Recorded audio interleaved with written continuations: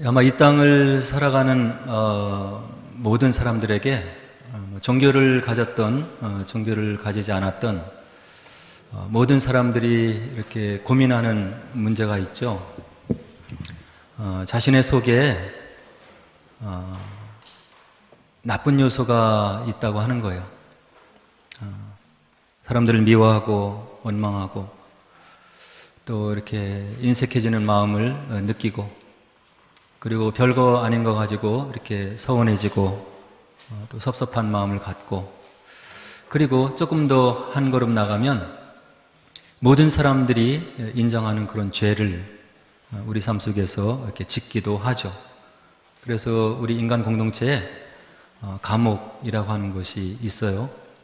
그래서 신앙을 갖고 있지 않는 사람도 이 죄가 장성하고 선장해서 공동체 구성원들에게 이렇게 잘못을 끼치면 그것이 공동체 전체를 해롭게 하는 것이고, 그래서 그 사람을 격리해야 된다, 이렇게 사회적으로 동의를 하고 권위를 주어서 판결을 내리고 법정에 세워서 감옥에 들어가게 하는 거죠. 세상 사람들도 종교를 가지고 있지 않은 사람들도 그런 것을 느끼는 거예요. 내 마음속에 착하고 선한 구석보다는 나쁜 구석이 더 많은 것 같다 하는 그런 마음을 느끼게 되는 거죠. 근데 우리 예수님을 믿고 하나님의 자녀가 되고 다시금 심령이 회복이 된 사람들은 그런 마음에 일어나는 죄로 인한 죄책감을 더 크게 느끼는 것 같아요. 예수님이 우리에게 분명히 원하시는 그런 삶의 모습이 있고, 우리의 삶을 통해서 어떤 마음으로 어떤 인격으로 우리가 살아가기를 원하시는 그것이 말씀을 통해서 우리가 분명히 알고 있는데 그렇게 살아들이지 못하는 것 같다, 이런 자책감을 믿지 않는 사람보다 더 강도가 심하게 이렇게 느끼게 되는 거죠. 아마도 예수님을 만나고 하늘나라의 비밀을 접하고, 그리고 내가 이와 같은 양심의 자책감 그리고 부족한 마음을 가지고 예수님께서 나에게 말씀하신 그 하늘나라에 내가 어떻게 들어갈 수 있을까 하는 그런 염려, 또 우려, 그리고 더 크게는 마음속에 일어나는 자괴감으로 인해서 느끼게 되는 마음의 고민일 것 같아요. 오늘 본문에 나오는 기독교 신앙의 가장 위대한 사도 중에 한 사람이었던 사도 바울도 이런 고백을 하고 있는 거예요. 사도 바울이 어떤 사람입니까? 하나님을 믿는 사람들을 잡아 죽이기 위해서 열심히 있었던 사람, 그러나 그가 모르고 하는 일을 하나님께서 인정하시고 다메섹 도상에서 그에게 나타나셔서 예수님이 누구인지, 부활의 주님이 누구인지를 친히 나타나셔서 증거해 주시고 그를 부르시고 사도로 인정하시고, 그를 통해서 복음이 세계 열방에 퍼지게 했던 그런 위대한 사도 바울인 거죠. 저와 여러분들과 달리 부활하신 예수님을 직접 만났고 부활하신 예수님의 음성을 직접 들었던 하나님의 종 중에 종이었어요. 그리고 또 하나님께서 부어주신 은사가 너무나 충만해서 세 번째 하늘이라고 하는 곳까지 올라가서 하늘나라의 신비한 것을 보고 무수한 치유의 역사, 그리고 가르침의 역사, 하나님 나라의 신비한 권능과 역사를 바로 사람들의 목전에서 그들이 볼 수 있도록, 하나님 나라가 무엇인지를 느낄 수 있도록 그런 기사회적을 친히 행했던 사도 바울이었다고 하는 이야기예요. 근데 오늘 본문에서 무너져 내리고 있는 거예요. 15절에 보니까 뭐라고 얘기를 하냐면, 내가 행하는 것을 내가 알지 못하노니 곧 내가 원하는 것은 행하지 아니하고 도리어 미워하는 것을 행함이라. 이와 같이 하나님의 은혜 가운데 충만히 거했을 것 같은 사도 바울인데 이런 고민을 하나님 앞에 쏟아놓고 있는 거예요. 내가 마음을 점검해 보니까, 내가 행하는 것을 살펴보니까 내가 알지 못하는 일을 내가 행할 때가 있도다. 내가 정말로 행하기를 원하고 예수님 닮기를 원하고 이 복음대로 살기를 원하는데 그것을 내 마음속 면면을 살펴보니까 행하지 못하고 있는 나의 모습을 내가 발견한다. 그리고 나서 16절에 보니까 사도 바울이 율법이 선하다고 이렇게 인정을 해요. 만일 내가 원하지 아니하는 그것을 행하면 내가 이로써 율법이 선한 것을 시인한다. 보통 율법 이렇게 생각하면 하나님의 은혜의 대치가 되는 그런 것으로서 나쁜 것이고 부정적인 것이고 우리의 삶을 얽매이는 것이고 이렇게 생각할 수 있는데, 오늘 사도 바울은 그 율법이 우리를 위해서 선한 기능을 하는 것이라고 16절에서 힘주어서 얘기를 하고 있죠. 그럼 왜 바울이 율법이 선하다고 이야기하는 것일까요? 17절에 그 답이 있는데, 이제는 그것을 행하는 자가 내가 아니요 내 속에 거하는 죄가 그런 내가 원치 않은 일을 행하는 것을 내가 깨닫기 때문에 그 죄를 발견하게 하는 율법의 기능이 있기 때문에, 그래서 율법이 선하다고 오늘 사도 바울이 이야기를 해주고 있는 거예요.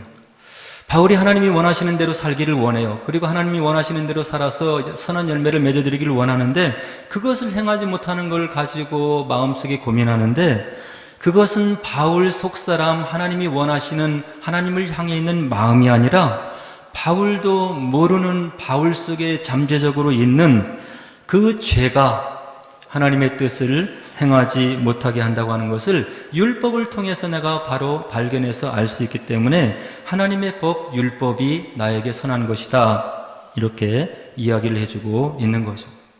이런 율법에 대한 선한 기능을 깨달은 바울은 5장 13절에서 다음과 같은 고백을 하는데, 죄가 율법 있기 전에도 세상에 있었으나 율법이 없었을 때에는 죄를 죄로 여기지 아니하였느니라. 하나님의 율법이 인간 세계에 들어오기 전에도 죄는 동일하게 있었다고 하는 이야기예요. 근데 그 죄를 하나님이 원하시지 않는 것이 무엇인지를 죄를 죄로 인식하게 만들어준 것이 율법이기 때문에 그 율법이 우리에게 선한 것이다, 이렇게 사도 바울이 이야기를 해주고 있는 거죠. 그리고 18절에 보니까 바울은 자신의 육신에 선한 것이 없다, 육신에 선한 것이 없다, 하나님께서 기뻐하시고 인정해 주시는 그런 구석이 없다고 18절에 고백을 하고 있고요. 19절에 보니까 원하는 것을 행하지 않고 원하지 않는 악을 그 육신이 행하고 있기 때문에 바로 내가 이와 같은 곤고한 감에 있다, 이렇게 이야기를 하고, 그 원하지 않은 것을 행하는 것은 하나님을 닮기를 원하는 그 바울 자신이 아니라 바울 속에 있는 죄가 그렇게 하도록 나를 사로잡아 가는 것이다. 그래서 내 속에 있는 이 죄가 정말로 원망스럽고, 그래서 하나님의 은혜가 더 크고 간절하게 기대가 된다, 이렇게 이야기를 해주고 있는 거예요. 그래서 이제 바울이 21절에 이런 고백을 하는데요. 그러므로 내가 한 법을 깨달았노니 곧 선을 행하기 원하는 나에게 악이 함께 있는 것이로다. 내가 착한 일을 하고 하나님이 원하시는 대로 살기를 원하고 하나님이 원하시는 대로 삶을 살아서 그분의 나라를 확장하고 이렇게 하나님 뜻대로 영광 돌리기를 원하는데, 그렇게 못하는 나의 마음 자책감을 일으키게 하는 것은 내 속에 있는 지울 수 없는 죄로 인해서 그런 것이라고 하는 것을 사도 바울이 21절에 바로 고백을 하고 그의 깨달음을 우리들에게 전해주고 있는 거예요. 22절에서 뭐라고 더 얘기합니까? 바울의 속사람은 하나님의 법을 즐거워한다고 얘기를 해주고 있어요. 예수님으로 인해서 부활하신 주님을 만나고 내 속에 속사람 새 사람이 태어났는데, 그 속사람은 하나님의 법을 즐거워한다. 그런데 문제는 무엇이냐면 바울 속에 다른 법이 있는데, 바울의 마음의 법과 싸워서 자신 속에 있는 죄의 법으로 바울을 사로잡아가는 것을 내가 눈으로 그리고 감정으로 분명히 보고 느끼고 있다, 이렇게 이야기를 하는 거예요.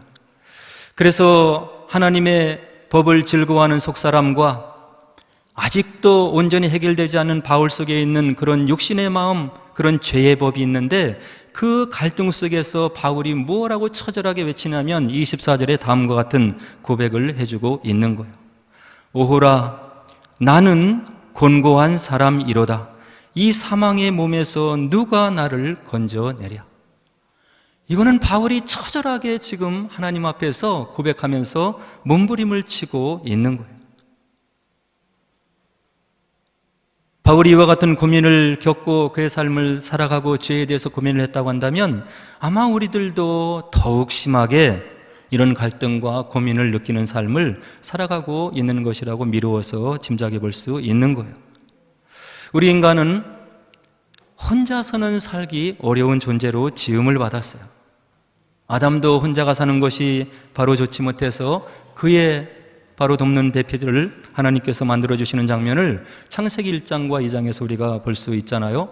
그래서 가족을 이루고 공동체를 이루고 서로가 서로를 이렇게 도와주면서 인정해주면서 서로 삶을 나누고 격려하고 위로받고 이렇게 서로 돕고 격려하고 살아가도록 사회적인 동물로 우리를 하나님께서 만들어 주신 거예요.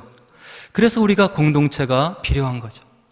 가족이 필요하고 공동체가 필요하고 내가 소속한 어떤 단체가 필요한데 우리의 일상생활을 돌아보면 이런 인간 관계가 없어서는 안 되는 것인데 그런 사람 간의 관계로 인해서 우리의 마음이 어려워지고 힘들어지고 그런 관계로 인해서 갈등을 느끼게 되고 좌절감을 느끼게 되고 그리고 더욱더 어려움을 느끼게 되는 우리의 삶의 현주소를 우리가 삶 속에서 체험하고 있는 거예요.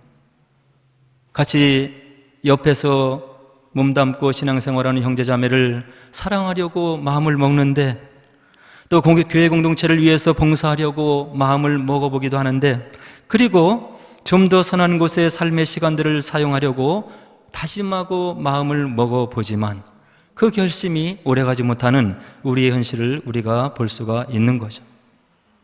관계로 인해서 원망하고 미워하고 인색해지고 판단하고 정죄하고 그것으로 인해서 또 괴로워하고 이것이 우리들의 삶의 현주소라고 하는 거예요.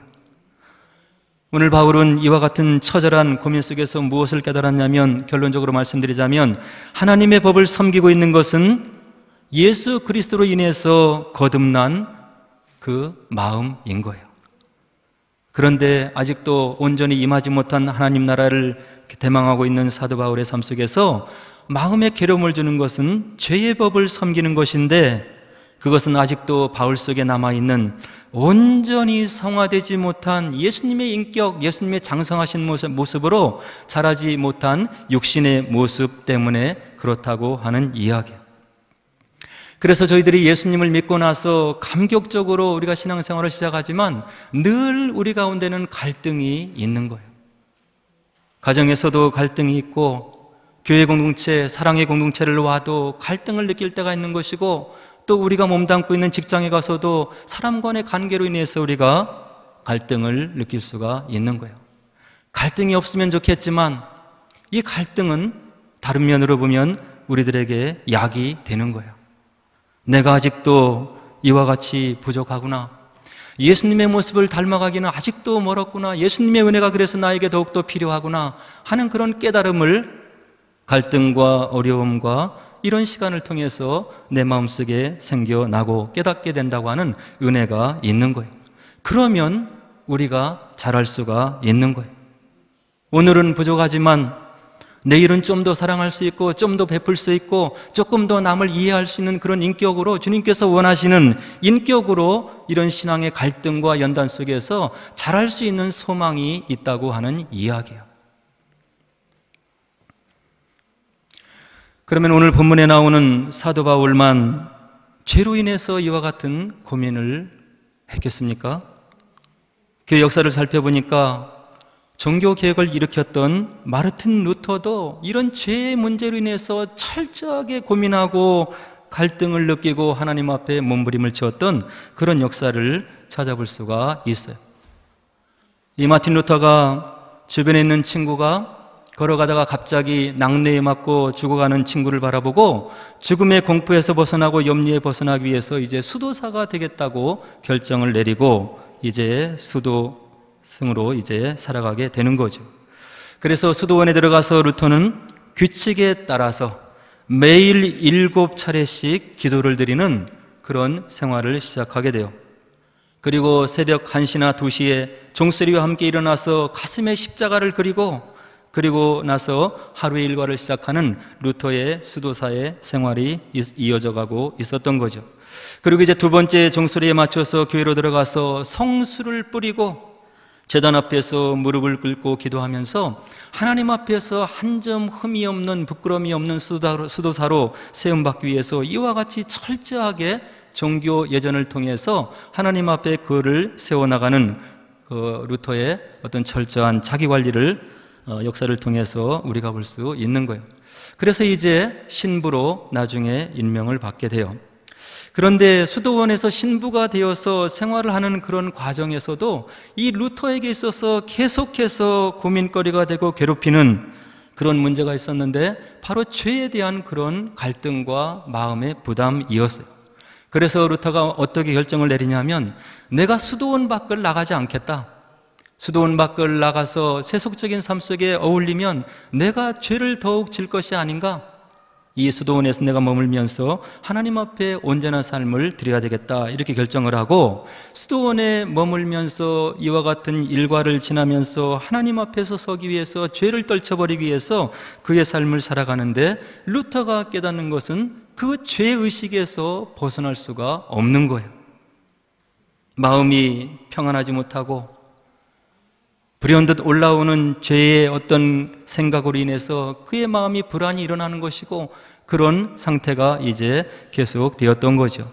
그래서 악한 생각을 좀 억제해 보겠다고 라틴어로 된 기도문을 수백 번씩 외우고 어떤 날은 그 마음에서 일어나는 죄의 문제를 해결하기 위해서 종일토록 금식을 하고 하나님 앞에 은혜를 구하는 그런 수도사의 삶의 모습을 역사를 통해서 우리가 알 수가 있는 거예요. 그래서 이와 같은 생활을 이어나갔던 루터가 뭐라고 고백을 하냐면 다음과 같이 고백을 남겨주고 있어요.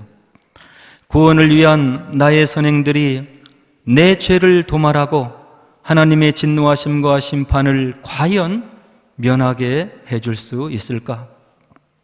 내가 하는 금식, 철야기도, 참회, 미사, 그 밖에 여러 가지 고행 때문에 하나님의 심판대 앞에서 나는 정말로 과연 용서를 받을 수 있는 것인가? 나 같은 심약한 자가 선을 행한다고 해서 어찌 하나님 앞에서 죄를 면할 수가 있을 것인가?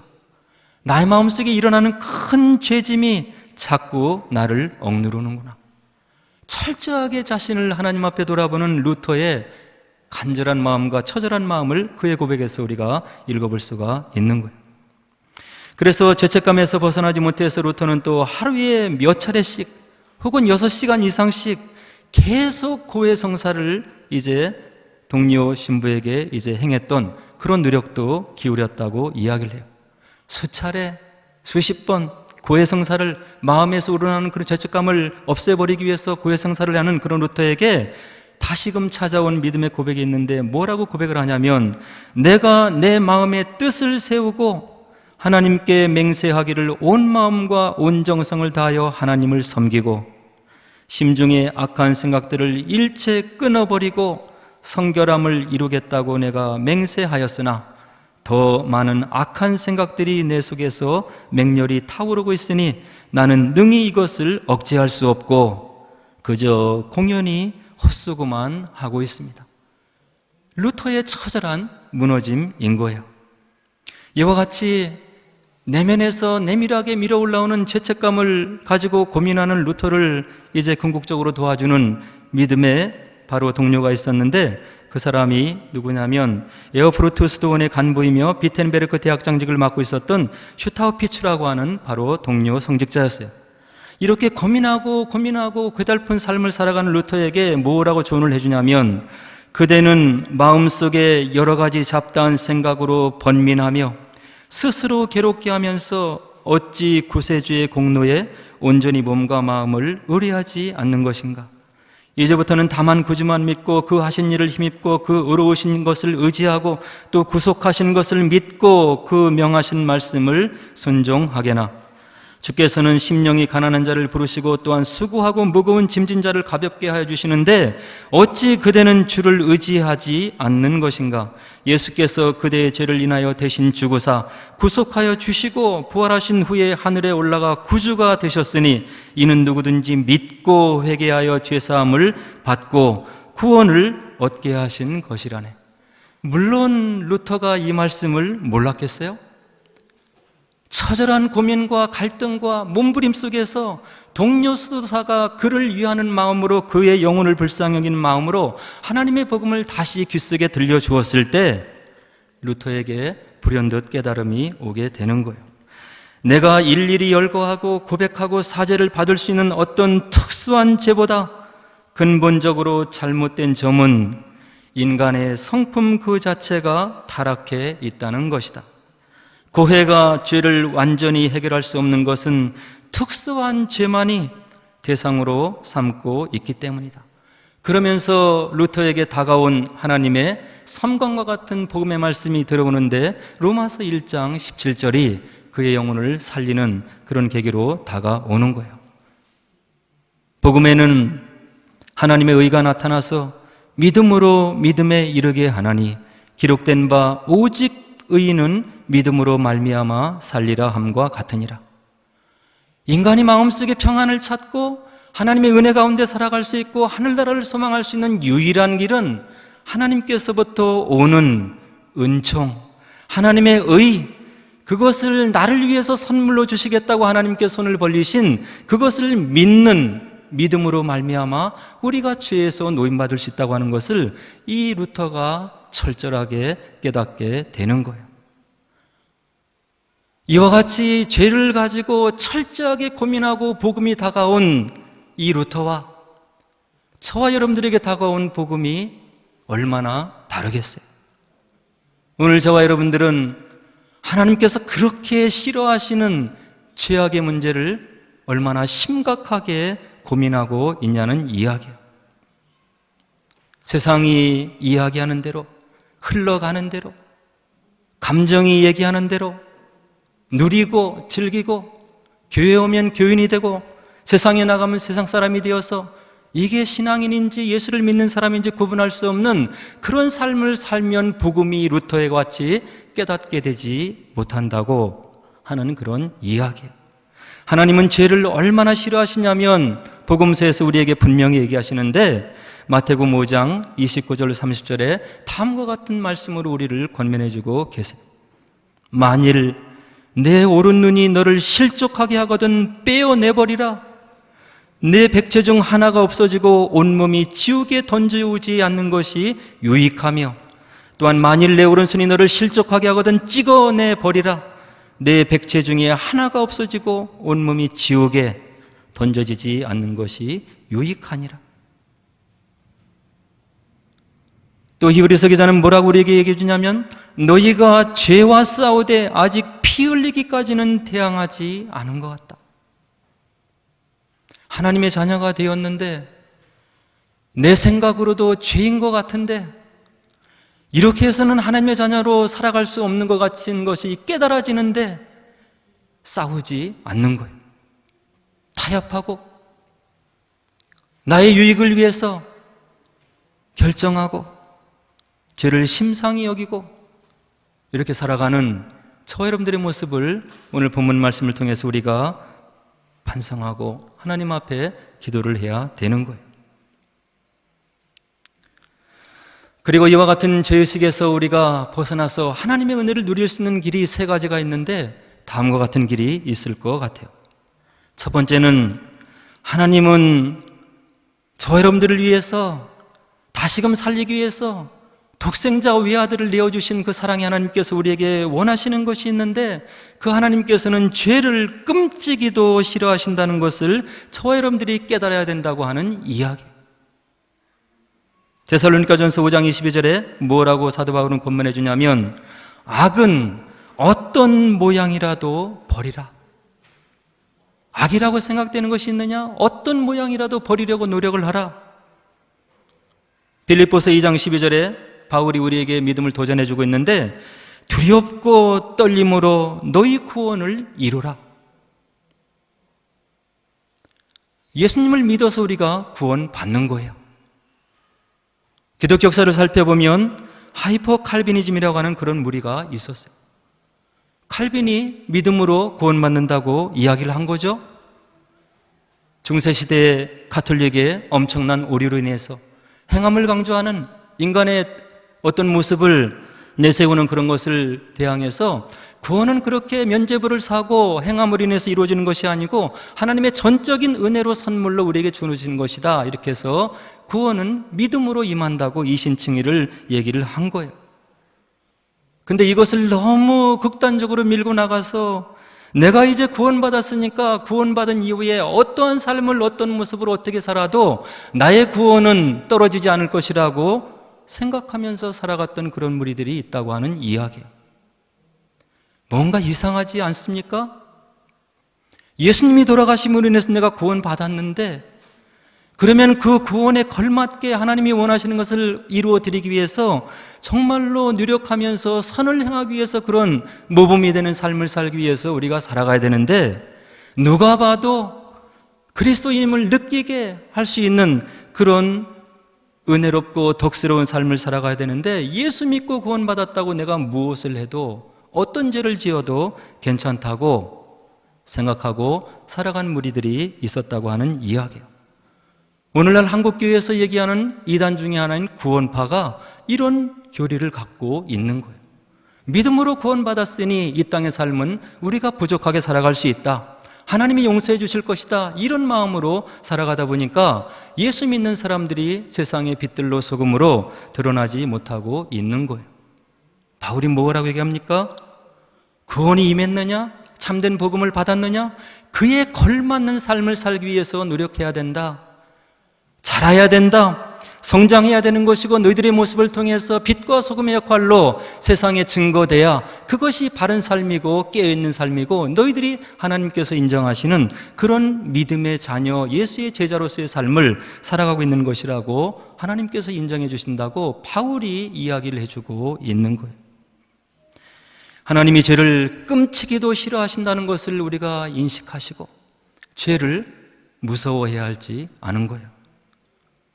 그리고 두 번째는 이와 같이 부족한데 면면을 살펴보면 선한 구석이 아무도 없는데 하나님의 구원의 은총을 받을 자격이 없는 나에게 하나님의 구원이 임했다고 하는 그 하나님의 희생하심으로 인해서 이 구원이 하나님의 자녀로 다시금 회복되는 은혜가 나에게 임했다고 하는 것에 감사하는 삶을 살아가야 되는 그런 깨달음이 우리에게 있어야 한다고 하는 이야기예요.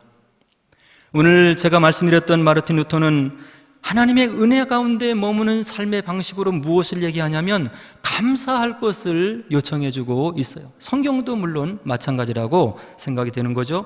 마르틴 루터가 뭐라고 했냐면 선한 사람은 있는 것을 생각하고 감사하지만 악한 사람은 없는 것을 생각하고 불평한다. 저와 여러분들이 이런 잘못된 삶을 살아갈 수가 있잖아요. 하나님께서 이미 나에게 주신 소중한 가족, 하나님께서 이 땅에 지금도 내가 생명을 연장해 나가고 오늘도 호흡을 이어나가고 하나님의 이 주신 자연을 찬미하면서 주변의 사람들을 섬겨나갈 수 있는 이런 시간의 연장을 주신 것을 감사하지 못하고 남이 가진 것을 보고 비교하고 원망하고 불평하는 그런 부족한 삶을 우리들이 살아갈 수 있다고 하는 이야기야. 그리고 여러분들이 잘 아시는 하박국 선지자 우리에게 유명한 말을 남겨주셨잖아요. 비록 무화과 나무가 무성하지 못하며 포도나무가 열매가 없으며 감람나무에 소출이 없으며 밭에 먹을 것이 없으며 우리의 양이 없으며 외양간에 소가 없을지라도 나는 여호와로 말미암아 즐거워하며 나의 구원의 하나님으로 말미암아 기뻐하리로다. 그리고 저와 여러분들이 존경하는 욥, 자녀가 일순간에 죽고 가산이 다 몰수이 되고 마지막에 의지의 대상이 되어야 할 아내가 하나님을 저주하고 죽으라. 그런 상황에서 욥이 고백한 말이 1장 21절에 있는 거예요. 내가 모태에서 알몸으로 나왔사온즉 또한 알몸이 그리로 돌아가올지라. 주신 이도 여호와시요 거두신 이도 여호와시니 여호와 이름이 찬송을 받으실지니이다. 상상이 안 되잖아요. 나의 손톱에 가시 하나만 들어와도 우리가 불평하는데 자녀가 일순간에 10명이 죽은 거예요. 동방의 거부의 모든 재산이 없어졌고 사랑하고 의지했던 아내가 하나님을 저주하고 죽으라고 하는데 욥이 이와 같은 고백을 했다고 하는 이야기. 마르틴 루터, 하박국, 욥, 이런 믿음의 선진들이 왜 이런 고백을 우리들에게 남겨놓고 하나님을 믿는 신앙을 바로 할 것을 이야기하고 있는 것일까요? 그분들은 저와 여러분들과 달리 하나님이 계심을 믿었고 그 믿음대로 하나님께서 그들의 삶을 만져주시고 역사하시고 그들을 통해서 역사하시는 것을 체험했기 때문에 이런 고백을 남길 수가 있는 거예요. 사도 바울이 우리들에게 하나님의 뜻을 분명하게 전해주고 있어요. 데살로니가전서 5장 16절 18절, 우리를 향하신 하나님의 뜻이 있는데 무엇이냐면 항상 기뻐하라, 쉬지 말고 기도하라, 범사에 감사하라. 이것이 그리스도 안에서 너희를 향하신 하나님의 뜻이니라. 목이 잘려 죽어간 순교한 사도 바울이 우리의 삶의 윤리로 세 가지를 알려주고 계신 거예요. 이 땅을 살아가는 우리의 신앙 여정, 어려운 삶을 통해서 하나님께서 우리를 사랑하셔서 주신 세 가지의 삶의 법칙이 있는데, 첫째는 무엇이냐? 항상 기뻐하라. 고난이 있는 것 같지만 이것이 지난 다음에 나의 신앙 고백이 주님의 은혜 가운데 있어질 것을 믿고 기뻐하라. 쉬지 말고 기도하라. 너희 삶을 간섭하시고 인도하시고 역사하시고 좋은 것 주기를 원하시는 그 하나님께 쉬지 말고 기도하라, 의지하라. 세 번째, 범사에 감사하라. 안 되는 것 같다고 하나님을 향해서 원망하지 말고 이 시련을 통과한 다음에 정금같이 나오는 나의 신앙의 연단을 위해서 더 큰 사역을 감당하게 하시는 하나님의 뜻 가운데 주어지는 연단임을 알고 범사에 일어나는 모든 것을 가지고 감사하는 그런 믿음을 가지고 살아라. 이것이 그리스도 예수 안에서 너희를 향하신 하나님의 간절한 뜻이니라. 바울이 우리들에게 권면을 해주고 있는 거예요. 오늘 말씀을 통해서 다시 한번 우리에게 임한 이 구원의 은총이 무엇인지를 깊숙이 깨달으시고, 이 은혜 가운데 살아가는 저희들, 죄는 모양이라도 버리기 위해서 처절하게 죄와 싸워야 되는 것이고, 그래서 하나님의 기쁨이 되고 영광이 되시는 성도 여러분들의 삶이 되기를 주의 이름으로 간절히 축원을 드립니다. 우리 함께 기도하도록 하겠습니다.